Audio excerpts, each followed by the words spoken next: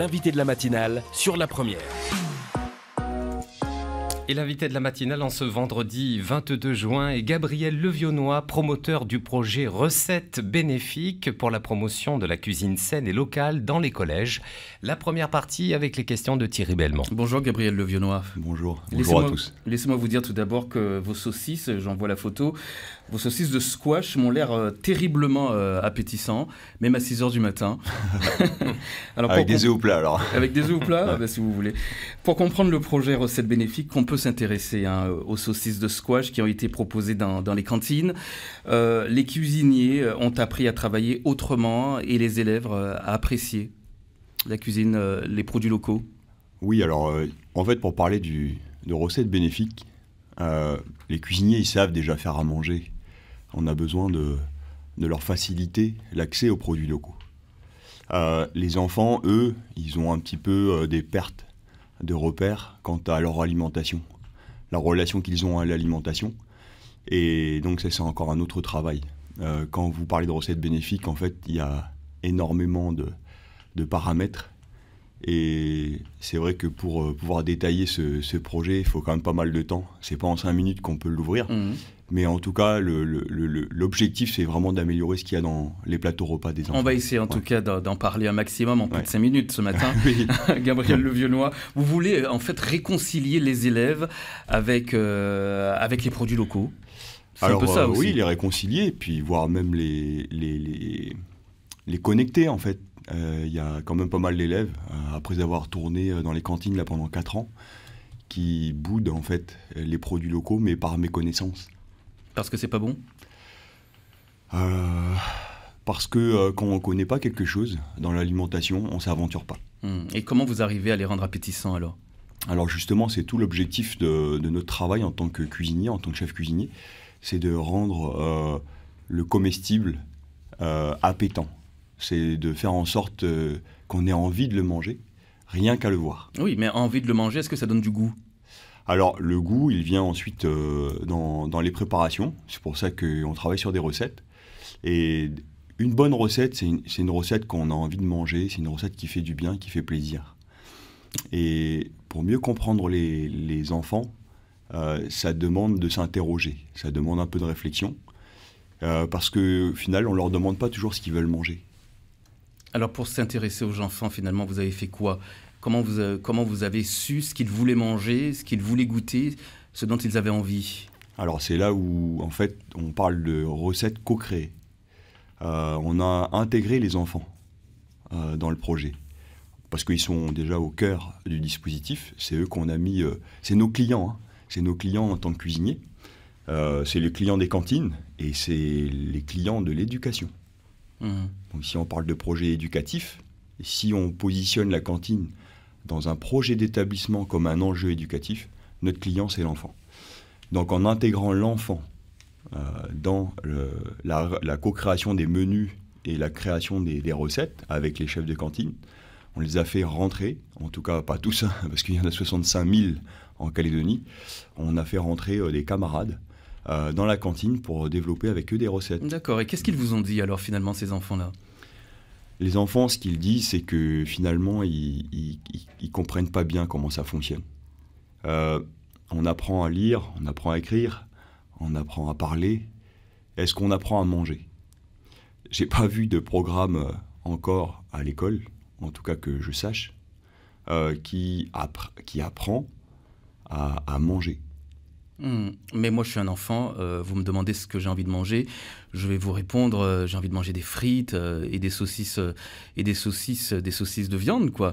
Et là vous me proposez des saucisses originales avec, c'est quoi finalement la saucisse de squash mélangée avec du boulgour je crois, c'est ça hein ? Voilà, alors en fait la saucisse de squash c'est un bon exemple, même si ça paraît un peu trivial, c'est que, alors on ne cherche pas à feinter les enfants, mais en intégrant, en faisant des recettes, en intégrant plus de légumes notamment, et de céréales et de légumineuses, c'est-à-dire des fibres en fait, hein, et des bons féculents dans les plateaux repas, et ben, la saucisse squash, c'est un moyen de leur faire manger du légume autrement.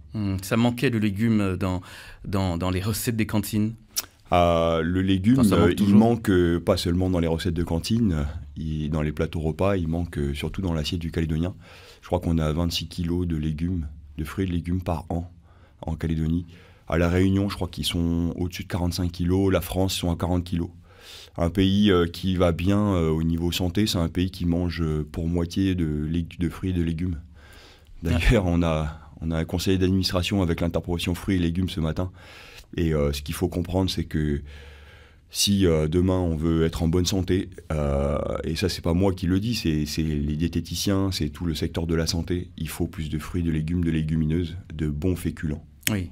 Le problème, c'est comment aujourd'hui cuisiner tout le temps, régulièrement avec ces légumes. Et il y a cette question qui, j'imagine, revient régulièrement à votre table, Gabriel Levionnois, c'est l'importation de produits. Comment trouver des produits locaux toute l'année pour pouvoir cuisiner justement ces fameux légumes?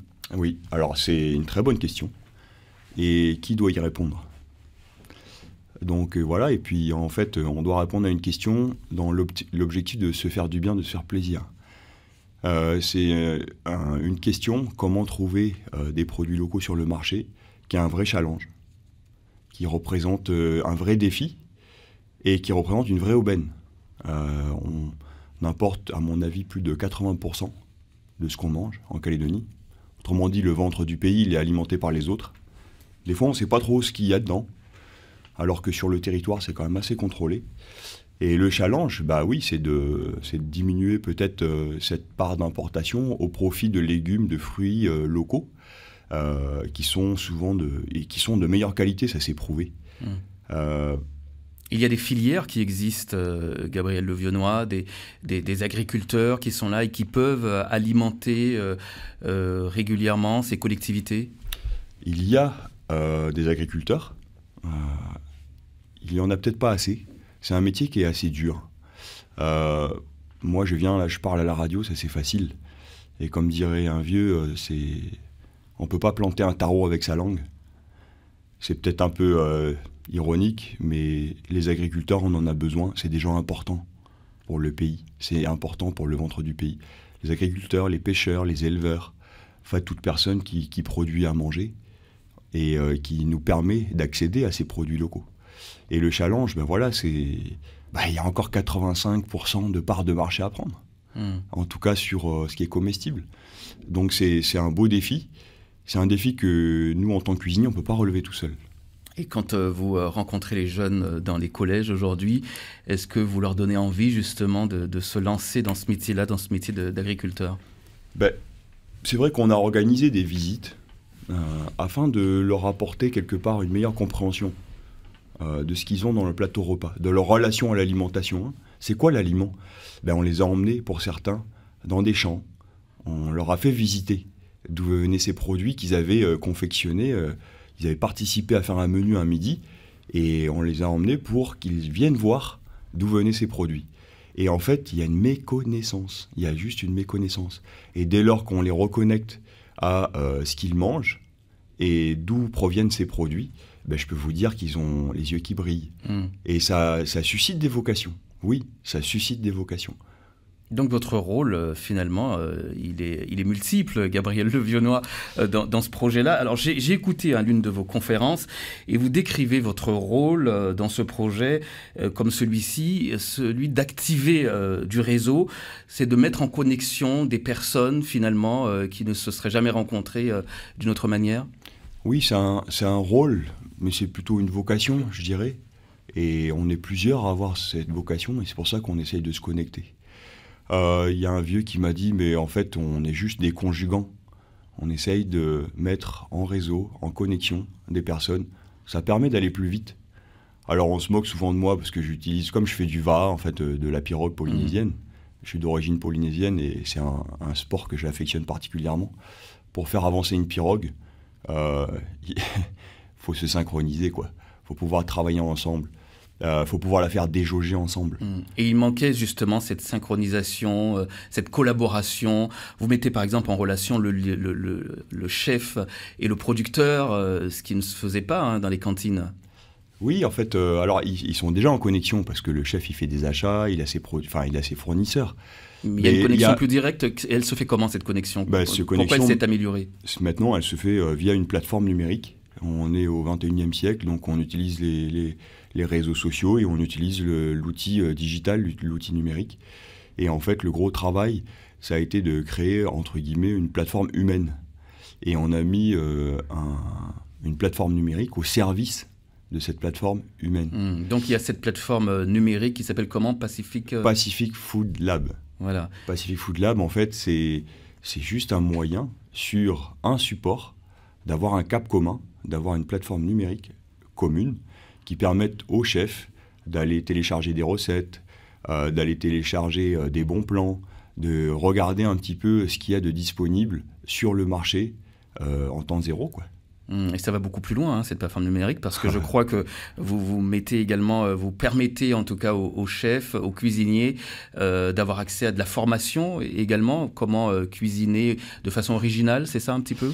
Alors voilà, mais ils cuisinent de façon originale, c'est juste qu'on alors de façon encore plus originale? Oui, peut-être plus originale.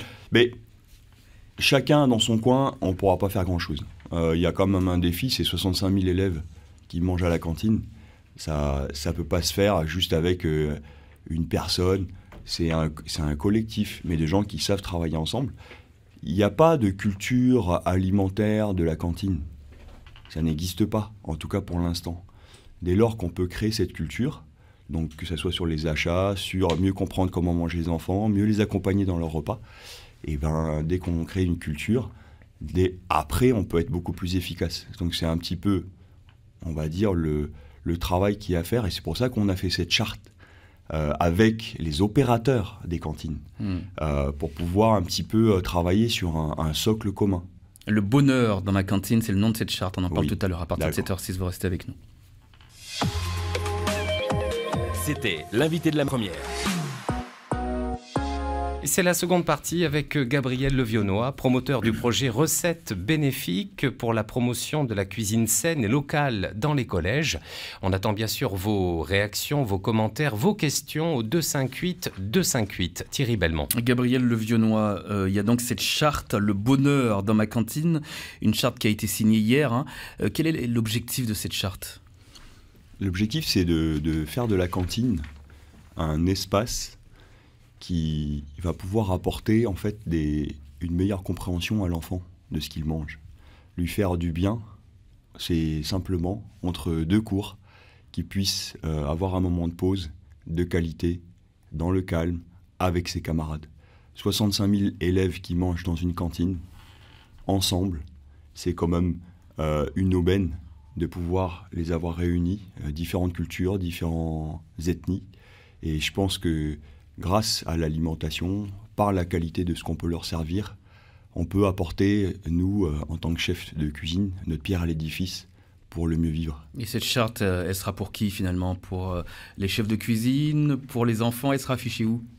Elle sera affichée dans la cantine, mais elle est surtout pour activer la cantine comme un projet d'établissement, comme un enjeu éducatif. Et de là, en fait, après, il y a plusieurs déclinaisons. On met l'élève au centre du dispositif pour qu'il soit acteur du mieux manger, qu'il le rende plus autonome, favoriser le lien, réduire le gaspillage. En fait, il y a 8 points. Et à partir de ces 8 points, nous, on a acquis des compétences. On peut faire de l'assistance technique. C'est ce qui nous a permis de faire dans ce projet. On peut mieux, aujourd'hui, accompagner une cantine dans sa globalité vers le mieux manger pour l'enfant. Alors, ce projet Recettes bénéfiques, il est articulé autour des collèges. Quand est-ce que vous menez le même combat pour les maternelles, pour les cantines des maternelles et des primaires, Gabriel Levionnois? On a eu beaucoup de retours dernièrement autour des repas des maternelles et primaires qui ne sont pas bons, tout simplement. Enfin, il y a eu beaucoup de parents qui s'en plaignaient, des enfants aussi. Oui, j'en ai entendu parler, ouais. Alors moi, honnêtement, moi je fais ce que je peux. À titre personnel, on a une bonne équipe qui s'active énormément. On a eu le soutien de l'Europe et du gouvernement sur un projet pilote sur 18 mois. Comme on dit, je ne suis pas croisé avec un mille-pattes et une pieuvre, avec un poulpe. Pour l'instant, on a travaillé avec les cantines du secondaire, d'accord, avec les internats provinciaux en fait. Ils ont un pouvoir d'achat à peu près pour acheter des produits locaux de 220, 240 francs. Une cantine primaire, ils sont à 180, 190 francs, coût matière. D'accord, donc je vous laisse faire le calcul. Pour pouvoir faire entrée plat dessert avec 180, 190 francs, ça laisse pas suffisamment de marge pour pouvoir, pour l'instant, vraiment trouver des solutions pérennes. C'est un peu complexe. Les primaires, honnêtement, j'ai pas eu... on n'a pas pu s'aventurer dans le primaire, c'est géré par les communes. Donc c'est compliqué de faire mieux manger les maternelles et les primaires. Dans l'état actuel des choses, il y a des points d'amélioration. Hein. Je veux dire, de ce côté-là, on peut gagner quelques points d'amélioration. Mais je trouve ça super, même si je comprends les parents. Moi-même, des fois, je ne suis pas très content de ce qui est servi à la cantine. Ma fille est en primaire. Je comprends vraiment le mécontentement. On a du mal à comprendre qu'un enfant puisse rentrer à la maison et qu'il ait faim et qu'il n'ait pas suffisamment mangé et qu'il n'ait pas envie d'aller à la cantine. Je comprends, hein, mais en même temps, c'est en train de témoigner que la cantine, c'est important. Voilà, dans cette difficulté qu'il va falloir surmonter. Hein. Pointer du doigt, c'est peut-être la première étape, vider son sac, c'est bien. Mais derrière, on se rend compte que la cantine, c'est super important. Et on se rend compte surtout que la cantine, c'est pas juste l'opérateur, celui qui fait à manger, qui est responsable. Il y a tout un ensemble d'acteurs qui peut faire progresser le fonctionnement et faire progresser et améliorer la qualité des repas. C'est pas juste le fait de l'opérateur, de celui qui fait à manger. C'est tout un ensemble. Bruno Rouvière. Justement, donc, derrière ces cantines, il y a des communes, des collectivités, des élus. Est-ce qu'ils sont sensibles à ce que vous dites, à ce que vous essayez de mettre en place ? Ah oui, ils étaient présents hier. Donc, on a clôturé le projet. Donc, le projet Recettes Bénéfiques, c'est un projet pilote. Hein, et on a profité pour engager tout de suite l'après-projet via cette charte. Et oui, on avait la province sud, dans les différentes provinces, on avait le gouvernement, le vice-recteur est venu, Madame Hélène Yekawe pour le gouvernement, et on avait aussi le représentant du ministère de l'Agriculture, donc ça c'est pour le collège de Pointe-Boute, Michel Rocard. Ils sont là. New Rest était là, le collectif de parents cantines responsables. Qui sont vraiment... New Rest était là. New Rest, c'est la société qui s'occupe de fournir les maternelles et les primaires, hein, notamment. Donc New Rest était là, ça veut dire quoi? Ça veut dire que finalement, votre idée, votre projet peut s'infiltrer dans la façon de faire de certaines sociétés. Ils s'intéressent à vos idées? Oui, ils ont envie. Ils cherchent des solutions. Et, attendez, c'est quand même 120 employés, New Rest. Quand ils sont pointés du doigt, je présume que les employés, ça ne doit pas leur faire du bien. Et je suis persuadé qu'ils veulent faire au mieux qu'ils peuvent. Maintenant, ils ont aussi des difficultés. À chaque fois qu'on pointe du doigt quelqu'un, ou une entreprise, une organisation, derrière, il y a des réactions. Comment on peut faire? Comment aller au-delà de ces difficultés? Alors, je ne vais pas parler... c'est pas moi qui ai les clés de la solution. Moi, j'essaye avec l'équipe, grâce au projet, grâce au soutien, grâce au concept Recettes Bénéfiques, on vient juste apporter notre pierre à l'édifice. Mais manger, c'est un acte social total, c'est un acte qui doit faire du bien. Et c'est ça qu'il faut rechercher. Et dès lors qu'on se concentre un peu plus sur les enfants, on peut, nous, adultes, trouver des solutions sans être dans le combat, l'infiltration, essayer de voir quelle est la menace. On essaie d'opérer, on est sur des processus participatifs. Il y a des difficultés, il faut aller au-delà. C'est pas pour polémiquer, hein, c'est juste pour faire un petit peu d'histoire. Pendant des décennies, les agriculteurs, les éleveurs calédoniens, ils ont nourri le pays. Comment est-ce qu'on est arrivé à cette situation? 80% de ce qu'on mange aujourd'hui vient de l'extérieur. Comment on est arrivé là? Bruno, tu me poses une question qui est énorme. l'évolution de la production agricole d'un pays, moi, je suis chef cuisinier, je suis restaurateur. J'ai besoin de produits pour travailler, j'ai besoin de produits de qualité, mais c'est pas de mon ressort. Cette compréhension-là, si tu veux aller rentrer dans les détails, c'est de l'histoire, et là, c'est plus mon rôle. Moi, je dois me concentrer sur améliorer la qualité des repas. Ce qui se passe dans les cantines du primaire, ce qui se passe dans les cantines du territoire, ça, c'est pas de mon ressort. Qu'est-ce que je peux faire, moi, pour faciliter la vie d'un chef dans une cantine? On va partir au téléphone. Oui. Rose est avec nous. Merci, Gabriel. 7h14. Bonjour, Rose. Bonjour, messieurs. Dites-moi, je prends l'émission en cours. Je ne sais pas ce qui s'est passé avant, ce qui s'est dit. Enfin, vous parlez de cantine. Je pense que c'est vrai que nos parents, on respecte toujours, mais ça revient cher de faire à manger. On veut que nos enfants mangent bien. Et ben, on met le prix. Moi, désolé. On met le prix parce que, étant femme au foyer, je sais ce que ça coûte. Et nourrir 4 enfants, c'est pas évident. Mais pour réussir à faire manger les légumes, faudrait peut-être. Moi, c'est des petites pensées comme ça. Parce que moi, j'ai réussi à faire manger des légumes. Mes enfants aiment les légumes. Mes enfants, mes petits-enfants. C'est quoi votre recette? C'est quoi votre secret? Parce que c'est plein d'astuces, pommes de terre, courgettes. Vous voyez, un tas d'astuces comme ça. Mais à ce moment-là, il faudrait faire peut-être un bon plat de résistance, puis peut-être un dessert, ou bien supprimer comment on dit, à l'entrée, parce que l'entrée, les 3 quarts du temps, c'est des crudités. C'est toujours des légumes. Les gosses ils vont être rassasiés des légumes, mais faire plutôt un bon plat de consistance, parce qu'en fin de compte, c'est ce qu'on recherche un peu, que le gosse tienne le coup jusqu'à ce que ses parents viennent les chercher le soir, et puis un bon petit dessert, voilà, un machin simple, mais qui tienne la route. Et ça, on peut faire. Il y a plein d'astuces dans la cuisine pour faire manger des légumes aux enfants. Bonne journée à vous, messieurs. Merci, Rose. Gabriel Levionnois. Alors, Rose, j'ai un grand sourire sur mon visage. Et cette approche, vous voyez cette approche? C'est ça qu'on a besoin. On a une personne qui dit clairement que ça coûte cher de faire à manger. D'accord. Mais c'est un investissement. C'est une priorité pour ces 4 enfants. Et des propositions. Une proposition, c'est on va simplifier le repas le midi. Un plat de résistance et un dessert, ça suffira très bien. Comme on fait à manger pour nos enfants le midi. Donc là, on voit se dégager déjà des solutions. Et alors c'est dommage, j'ai pas eu le temps de prendre le numéro de téléphone, parce que c'est avec des initiatives comme celle-là, de parents d'élèves, qui viennent apporter leur pierre à l'édifice, qui viennent apporter des solutions, qu'on peut trouver un moyen d'améliorer ce qui se fait dans les cantines. Maintenant, le prix de l'alimentation en Calédonie, le prix de l'alimentation de qualité, ça aussi, c'est un sujet. Et c'est pour ça que les cantines sont une aubaine, parce qu'on peut engager des volumes.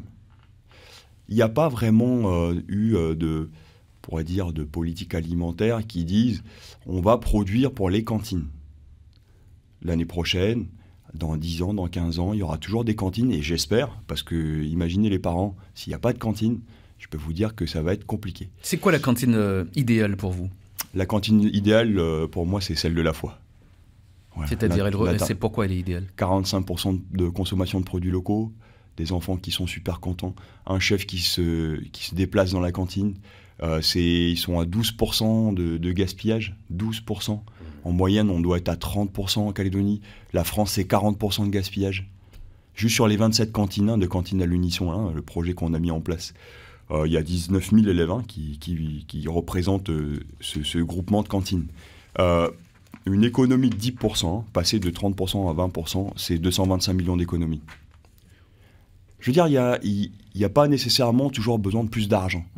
Mais mieux cuisiner, c'est possible. Et c'est à travers ces recettes bénéfiques qu'on essaye d'apporter des solutions. Alors, ces recettes bénéfiques, on l'a dit, c'est ponctuel. C'est auprès de combien de collèges? 19 collèges actuellement. On est à 27. 27 collèges. Ouais. Quand est-ce que cette opération sera déployée de façon large et ordinaire, on va dire, que ce soit quelque chose de banal pour nous de manger de cette manière-là? Oui. J'aime bien la vision aussi idéale, optimiste. et idéal. Mais vous voyez que je n'ai pas fait preuve de scepticisme ce matin. Ah oui, c'est un mot qui me coupe l'appétit, ça. La réalité des choses fait qu'on voit qu'il y a un énorme challenge. Le préambule de la charte, il commence par ça. Avancer pas à pas sur le chemin des possibles. D'accord ? Sur le chemin des possibles. Être solidaire vers le bien-être alimentaire de l'enfant. Le nourrir en s'appuyant sur nos forces et sur nos limites. Nos forces, c'est la terre et la mer nourricière, c'est notre culture culinaire. Nos limites, c'est une invitation à se dépasser, c'est une invitation à la réflexion, c'est une invitation à l'innovation. Le pas à pas, moi, on m'a dit, avant d'apprendre à courir, il faut apprendre à marcher. Donc voilà, non, on a fait un pas de géant, même si c'est un petit pas, et on va continuer avec les moyens. On va continuer. Le vieux, il dit, Gabi, tu arrange-toi pour porter un sac d'igname à la hauteur de tes épaules. Hein. D'accord. Donc voilà. Oui, c'est une bonne conclusion, mais je vais aussi conclure par une de vos phrases. Je vous ai parlé de votre conférence tout à l'heure et vous aviez dit cette phrase pour terminer. Les recettes ont un véritable impact sur notre santé, notre bonheur, notre environnement et les générations à venir. Merci Gabriel Levenoy. Merci beaucoup. Merci beaucoup. Il est 7h20. On va retrouver les coups de cœur et les